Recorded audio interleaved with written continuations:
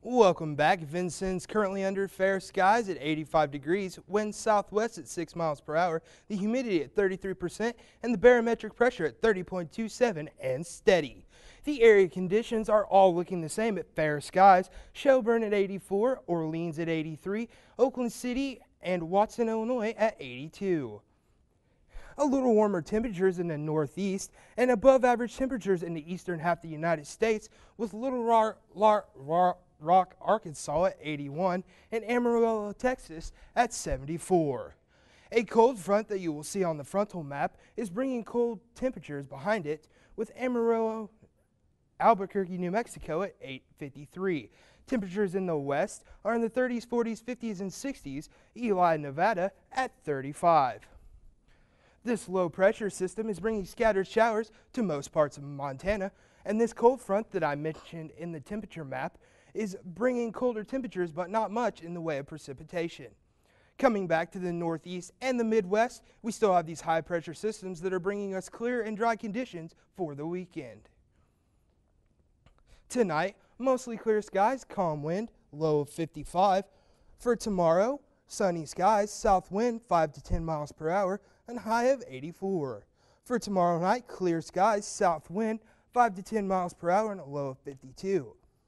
For the weekend, Sunday, sunny skies, high of 83 and a low of 54. Monday, sunny skies, high of 80 and a low of 57. And for Tuesday, mostly sunny skies, high of 78 and a low of 56.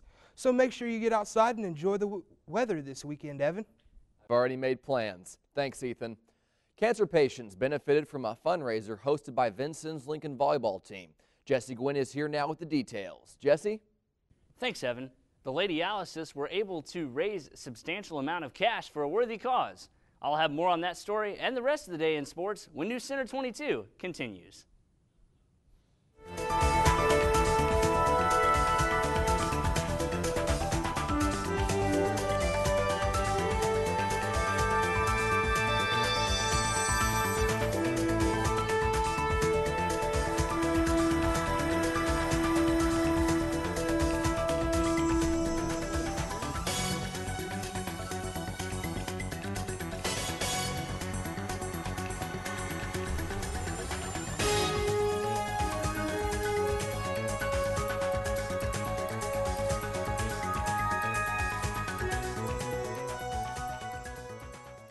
On Masterpiece Mystery. I'm afraid she's dead. I know who killed her. Albert Einstein. Some secrets stay secret. Lies and secrets. It should just be called lies. Lies! Why do you think he's dead? How would I know? I'm a child. He's ex-special branch. They don't fight fair. That's pure speculation. It's a detective's job to speculate. Inspector Lewis on Masterpiece Mystery.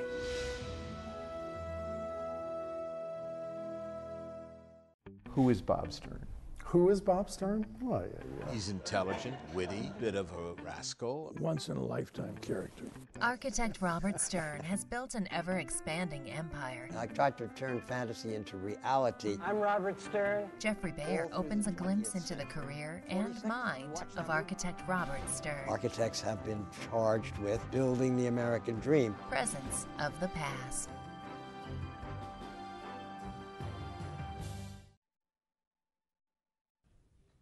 Welcome back. The Vincennes Lincoln volleyball team raised $6,000 to assist area cancer patients with their treatments. Last night's home match against North Knox was designated as playing for a purpose. The team raffled off gift baskets and accepted donations from fans attending the match. Lincoln senior Anissa Hatton says they started the fundraiser a couple of years ago as a way to help others in the community. A couple years ago, our coach decided that she wanted us to be more part of the community. And cancer is something that affects pretty much everyone. Like, everyone on our team knows somebody that has cancer, and even team members have family members that have cancer. So we decided that we wanted to raise money to help people in our community with cancer. Were presented with lavender carnations between the JV and varsity matches by members of each team. On the court, the Alices defeated North Knox 25-16, 25-19, 25-16. With the victory, Lincoln improves to 19-10 on the season. The South Knox girls soccer team defeated North Knox last night to advance to the championship match of the Sullivan Sectional. The two teams played to a scoreless tie in regulation and then won 4-3 on penalty kicks. Jessica Downey had 7 saves in goal for the Lady Spartans, while Eleni Moreland had 25 saves in goal for North Knox. South Knox will play at Sullivan tomorrow night at 7 for the sectional championship. South Knox captured the boys Blue Chip Conference meet yesterday at Bar Reeve.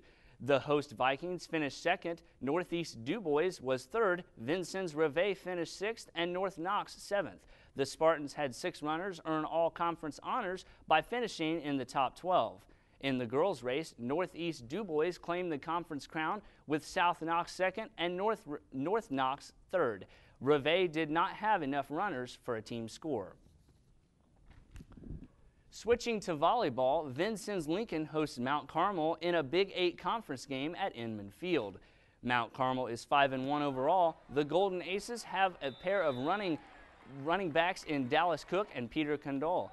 Cook is primarily known for his power running the football, while Speedy Condole can break it to the outside. Last week, the Lincoln defense allowed over 487 yards rushing in a loss to Washington.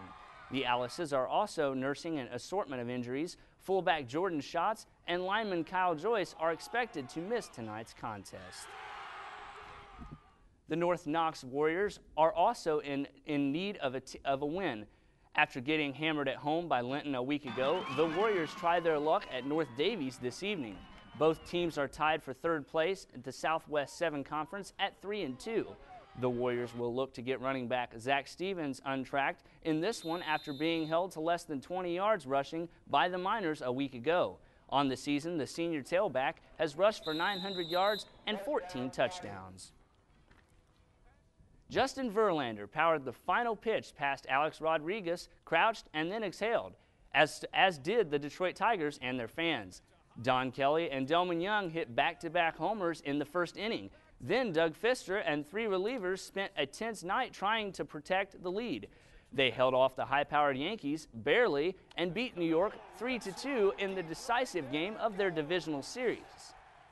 The Yankees are so good that I'd be lying if I said it didn't give me a little extra satisfaction to be able to do it here in the 5th game. And I don't mean that disrespectfully, I mean that respectfully. So it gave me a great thrill to be able to do it here in Yankee Stadium in Game 5. Unbelievable. I was just talking to Dave Dombrowski. I guess other than the American League pennant at that time in the World Series, this would probably be a game that I'll remember for the rest of my life. The Yankees had their chances, but New York went 2 for 9 with runners in scoring position and 0 for 4 with the bases loaded. The Tigers advanced to the American League Championship, where they will face the Rangers starting tomorrow. The St. Louis Cardinals and Philadelphia Phillies will meet in a decisive Game 5 in the National League Divisional Series this evening. The series is tied 2-2 after the Cardinals staved off elimination with a 5-3 win in Game 4. Roy Halladay will start on the hill for the Phillies tonight, while Chris Carpenter gets the start for the Cards. The other National League Divisional Series will also be decided tonight as the Brewers host the Arizona Diamondbacks in Milwaukee. The Chicago White Sox stayed in the family Thursday, naming Robin Ventura as their manager. The 44-year-old Ventura agreed to a multi-year deal with the club after working this past season as a special advisor. He played 16 seasons in the big league and was with the White Sox from 1989 to 98. Ventura was a member of the New York Mets World Series team that lost to the Yankees in 2000. He then crossed town to the Yankees for a season and a half before finishing his career with the Los Angeles Dodgers. And finally, the National Hockey League provides us with our Play of the Day. We head to Boston, where the Bruins are hosting the Philadelphia Flyers in the season opener for both teams. The Flyers leading 2-1 in the third period. The Bruins' Nathan Horton thinks he has an open net, but Flyers defenseman Kimmo Timona makes the stick to save and prevent the goal. Take another look, Evan, as Horton has an opening, but a great play by Timona slams the door, picks up our Play of the Day. That was a great play. Thanks, Jesse. Coming up next, we'll take a look at some unconventional ways people are remembering Apple co-founder Steve Jobs. That's straight ahead. Stay Stay with us.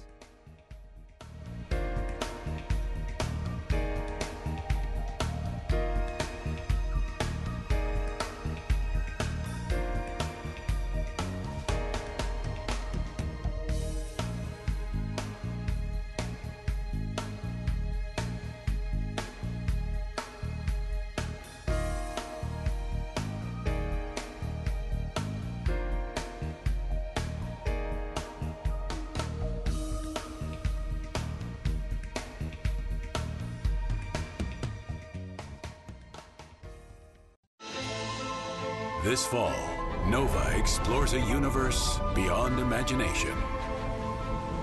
A place where our perceptions of time, space, even reality itself are called into question.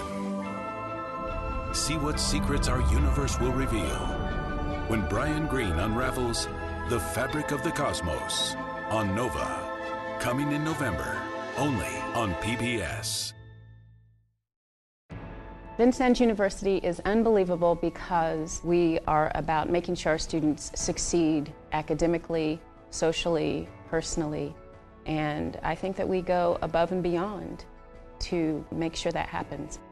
VU is unbelievable because of the people, and that's staff, students, faculty, and all of us in it together. It's a very encouraging place, a place of possibilities, and that's unbelievable.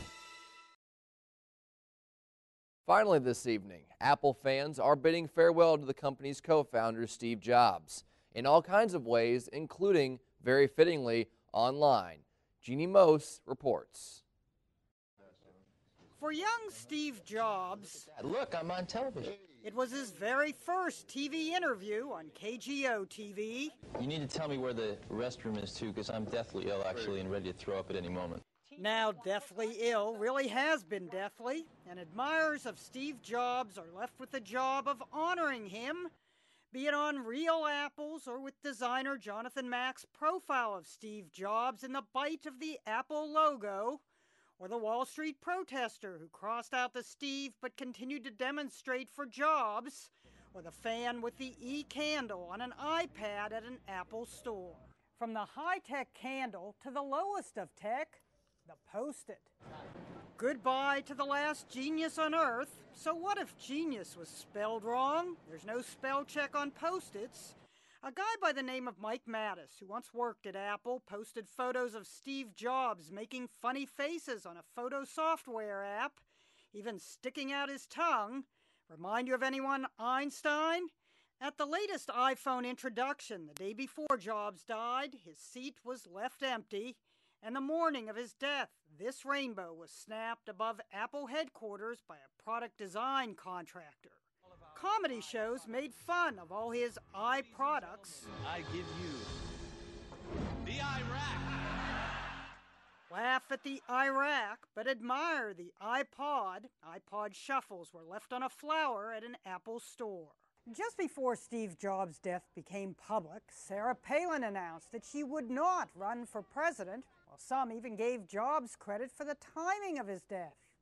In his final act of benevolent genius, Steve Jobs overshadows Sarah Palin, tweeted a Palin critic. While some are honored with an eternal flame, what's the equivalent for a cyber visionary? At the XKCD blog, this is the eternal flame for Steve Jobs, the spinning wheel that means you wait. At an Apple store in New York City, even the apples had fruit flies paying their respects. Jeannie Mose. The Iran! CNN. God. New York. And that's all for this evening. For Ethan Quarterman and Jesse Gwynn, I'm Evan Nunn. Good night.